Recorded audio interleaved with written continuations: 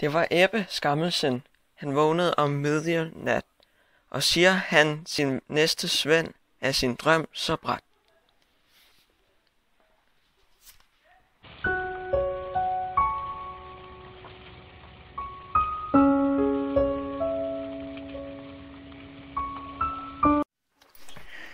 Mig tygtes, at min stenstue stod alt i lysen lue, der brændte inden min kære moder, og så min skønne jomfrue. Det i tygtes eders stenstue stod alt i røden glød. Det er Peder Eders brødre, har bryllup med Eders festemø.